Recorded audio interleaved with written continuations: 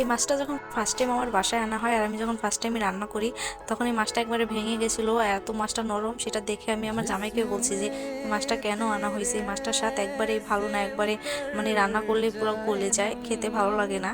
কিন্তু এই রেসিপিটা বানানোর পরে এখন আমি আমার জামাইকে বলি যে মাছটা কেন আনা হয় না, মাছটা কি পাওয়া যায় না, বেশি বেশি করে এই মাছটা আনবা।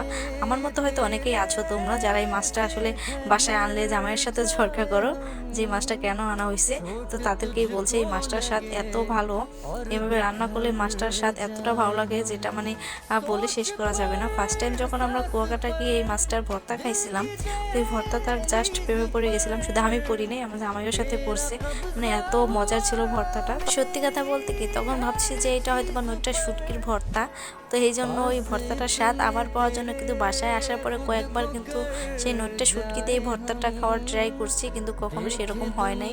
মানে ভর্তাটা যে এত মজার ছিল যার স্বাদটা কিন্তু ভুলতে পারিনি, এই জন্যই বাসায় অনেকবার ট্রাই করছি। তো না হওয়ার পর একবারে হাল ছেড়েই দিয়েছি যে আর মনে হয় এটা স্বাদ পাওয়া হবে না, যখন আবার কুয়াকাটা যাব তখনই হয়তো আবার এটা স্বাদ পাবো। তো ওই দিন হঠাৎ করে মনে হলো যে যখন এই কাঁচা মাছটা আছে একটু দেখি অন্যরকমভাবে ভর্তা করে কেমন লাগে, তো এই জন্য আমি মাছটা নিয়ে নিয়েছি আর সাথে নিয়েছি পেঁয়াজ কুচি আর রসুনের খোসাটা কিন্তু ছাড়িয়ে নিয়েছি, নিয়েছি কাঁচামরিচ। এটা কিন্তু কড়াইতে একে একে দিয়ে দেবো একটু তেল দিয়ে, আর মাছটাকে আমি লবণ দিয়ে আর একটু হলুদ দিয়ে মাখিয়ে রাখছিলাম, তো তারপরে কিন্তু সবটা দিয়ে দিয়েছি। আর তো এই ভর্তাটা কিন্তু বেশি করে মরিচ আর রসুনটা বেশি পরিমাণে দিতে হবে, আমি পরেও কিন্তু অনেকগুলো মরিচ দিছিলাম এই ভর্তার মধ্যে।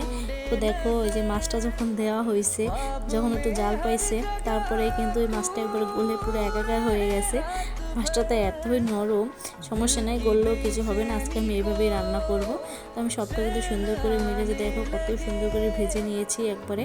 আর যখন মাছটা এইভাবে সুন্দর করে ভাজা হয়েছে পেঁয়াজ রসুন আর মরিচটা দিয়ে, মানে এত সুন্দর একটা ফ্লেভার বের হয়েছে এটা থেকে, ভাবছি যে ভর্তা করলে কেমনটা লাগবে। মনে তো হচ্ছে এই ভর্তা দিয়ে 3-4 প্লেট ভাত এমনিতেই খাওয়া যাবে। যাই হোক, সবটা কিন্তু টালা পুরোপুরি রেডি, দেখো কত সুন্দর লাল লাল করে এটা একবার আমি ভেজে নিয়েছি।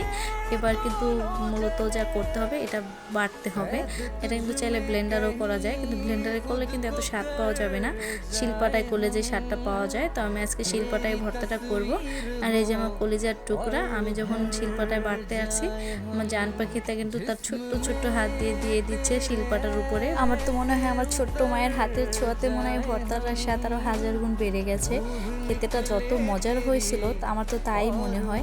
তো আমরা কুয়াকাটা বসে যে ভর্তাটা খাইছিলাম তার চাইতে মনে হয় 1000 গুণ বেশি স্বাদ হয়েছে, মানে তার স্বাদটাও পাওয়া গেছে, বাট ওর চাইতে একটু বেশি মজা লাগছে, হয়তো আমার মায়ের হাতে ছোঁয়াই।